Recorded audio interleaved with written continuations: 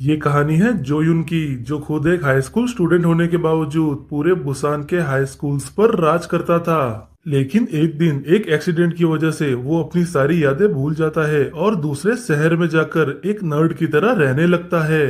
कहानी की शुरुआत जो यून को दिखाते हुए होती है। यही हमारा प्रोटैगनिस्ट है। वो फूलों की फोटोज ले रहा होता है और कहता है ये फोटोज ट्रीटमेंट में हेल्प करेगी, शायद उसको कोई बीमारी है। एक स्कूल के बाहर स्टूडेंट मजे से बातें कर रहे होते हैं और हंस रहे होते हैं। जो यून, जो हाल ही में सियोल से ट्रांसफर हुआ है, अपनी मॉम से कहता है ये बुसान से अलग नहीं है। वो कुछ और फोटोज लेता है और गलती से एक लड़की की भी ले लेता है फोटो। उस फोटो का एंगल उसको थोड़ा इंटरेस्टिंग लगता है। इतने में ही उसकी मॉम कहती है बेटा जल्दी करो, तुम्हारा ट्रांसफर प्रोसेस खत्म करके बाद में मुझे बुसान भी जाना है। फिर हमें जो यून की क्लास दिखाई जाती है। टीचर क्लास को शांत करता है और जो यून से कहता है अपना इंट्रोडक्शन दो। लेकिन जो यून बहुत ज्यादा नर्वस होता है। टीचर उससे कहता है घबराओ मत और अपना इंट्रोडक्शन दो। वो कहता है मेरा नाम जो यून है और आप सबसे मिलके खुशी हुई। लेकिन वो उसने इतना धीरे कहा होता है कि कोई भी उसको सुन नहीं पाता और सब उसकी पर्सनैलिटी और उसके नाम को लेकर उसका मजाक बना रहे होते हैं। वो और भी ज्यादा नर्वस हो जाता है। टीचर कहता है जाओ अपनी डेस्क पे जाके बैठ जाओ। वो अपने डेस्क मेट को देखता है।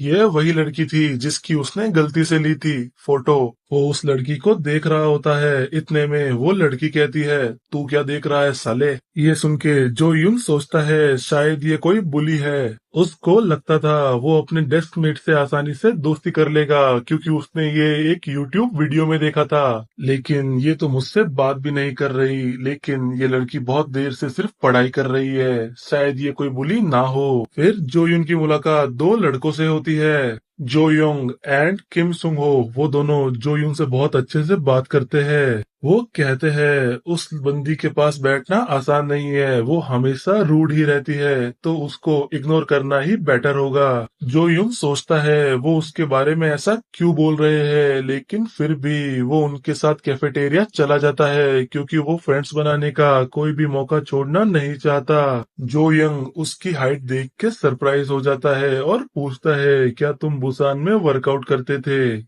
जो यून मना करता है लेकिन फिर भी वो उसकी फिजिक की तारीफ करते रहते हैं। खाने के दौरान वो बुसान की लाइफस्टाइल और यहाँ ट्रांसफर क्यों लिया इस बारे में पूछते हैं। इस सवाल से वो थोड़ा नर्वस हो जाता है, झूठ बोलता है मैं यहाँ अपने फादर की जॉब की वजह से आया हूँ, लेकिन असल में वो यहाँ अपने पास्ट इंसिडेंट की वजह से आया होता है। फिर सीन पास्ट में जाता है जहाँ जो यून एक हॉस्पिटल में उठता है। उसको बहुत चोट आई थी और वो बहुत कंफ्यूज भी था। वो अपने पेरेंट्स से पूछता है कि वो कहाँ है। उसके पेरेंट्स घबराते हुए पूछते हैं क्या तुम्हें कुछ भी याद है। जो यून कंफ्यूजन में अपने पापा से पूछता है वो कितने साल का है। इससे हमें पता चलता है उसकी याददाश्त चली गई है। एक एक्सीडेंट की वजह से वो अपने किंडरगार्टन से लेकर अब तक की सारी मेमोरीज भूल जाता है। फिर कहानी प्रेजेंट में आती है। जो यून पढ़ाई में बहुत स्ट्रगल कर रहा होता है। उसको ये भी समझ नहीं आता उसकी किताबों में लिखा क्या है, लेकिन उसके पेरेंट्स ने कहा था वो बहुत होशियार स्टूडेंट है। इससे लगता है उसकी सारी नॉलेज भी चली गई है। फिर पीई के दौरान जब सारे स्टूडेंट्स फुटबॉल खेल रहे होते हैं, जो यून के पास बॉल आती है और वो सारे स्टूडेंट के बीच से दौड़ता हुआ एक कमाल का गोल करता है। उसकी पूरी क्लास ही ये देख के चौंक जाती है और उससे सवाल पूछती है तुम बहुत कमाल के खिलाड़ी हो, तुमने ऐसा खेलना कहाँ से सीखा। जो यून खुद भी सरप्राइज होता है। उसके पेरेंट्स ने कहा था वो एक किताबी कीड़ा है, लेकिन उसकी बॉडी ऐसे मूव कर रही थी जैसे वो कोई एथलीट हो। सारे स्टूडेंट से उसकी तारीफ सुनने के बाद जो यून को लगता है वो एक स्मूथ स्कूल लाइफ जी पाएगा। फिर हमें कुछ दिन पहले का एक फ्लैशबैक दिखाया जाता है। उसकी मॉम कहती है क्या घर को देख के तुम्हें कुछ याद आया। जो यून कहता है माफ कीजिए कुछ भी याद नहीं आया। फिर उसकी मॉम कहती है माफी मांगने की कोई जरूरत नहीं, मेमोरीज धीरे धीरे वापस आ ही जाएंगी। फिर वो उसको उसका रूम दिखाती है जो पूरा किताबों से भरा हुआ था। उसकी मॉम कहती है तुमको किताबें पढ़ना बहुत पसंद था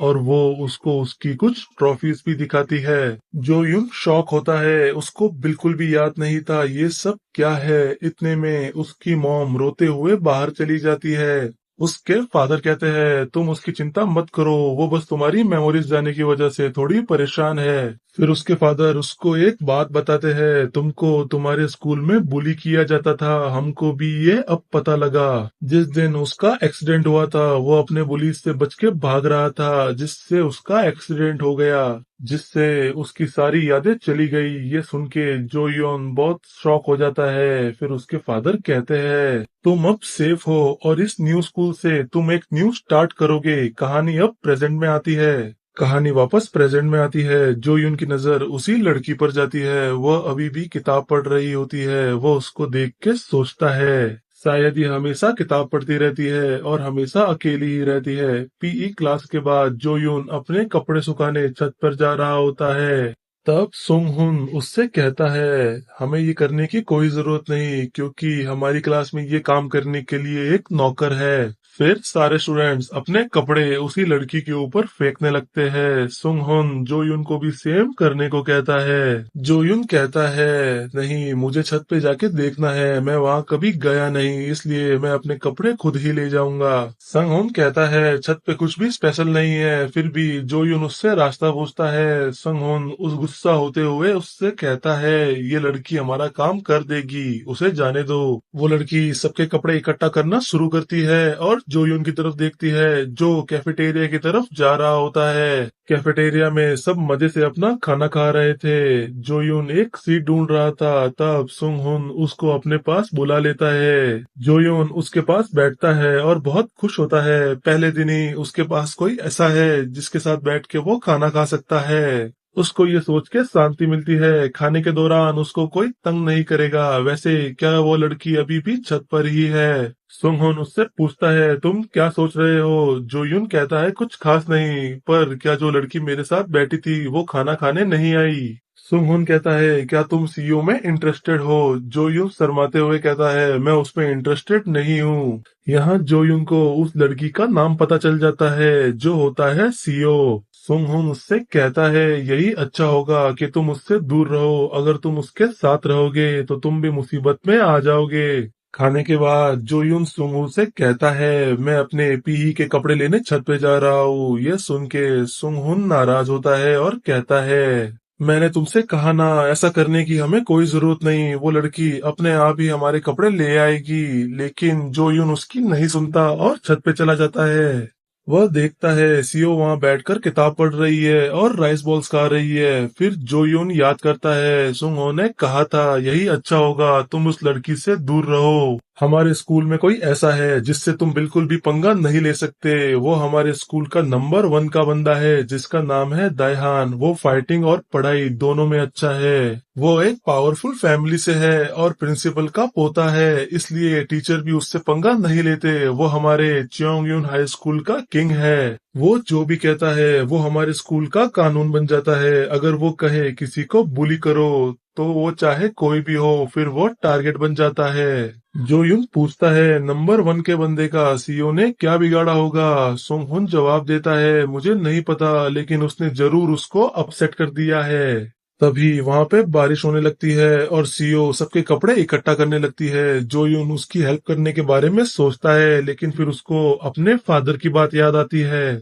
और उसको लगता है अगर वो सीईओ के साथ ज्यादा इन्वॉल्व होगा तो वो एक स्मूथ स्कूल लाइफ नहीं जी पाएगा।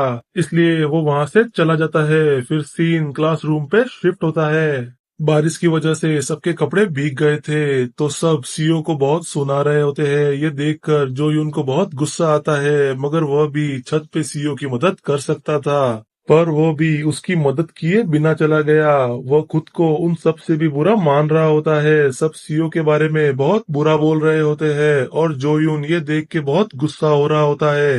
तभी सीईओ को खांसी होती है।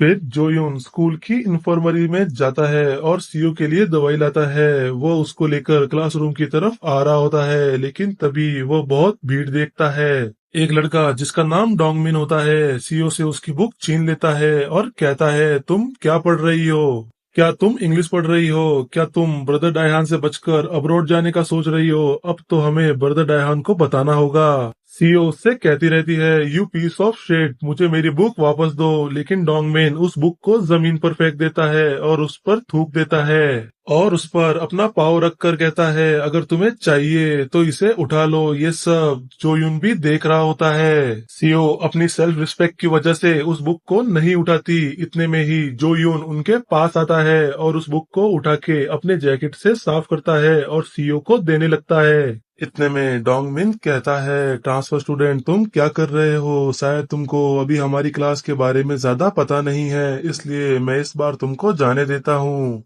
ये बुक मुझे वापस दे दो। लेकिन जो यून उसको कोई जवाब नहीं देता। जो यून से इग्नोर होने के बाद डोंगमिन को बहुत गुस्सा आता है और वो जो यून को मारने के लिए आगे बढ़ता है। लेकिन जो यून पीछे मुड़कर एक ही पंच में डोंगमिन को हवा में उड़ा देता है। ये देख के पूरी क्लास, सीओ और जो यून भी हैरान रह जाता है, आखिर उसने ये कैसे किया।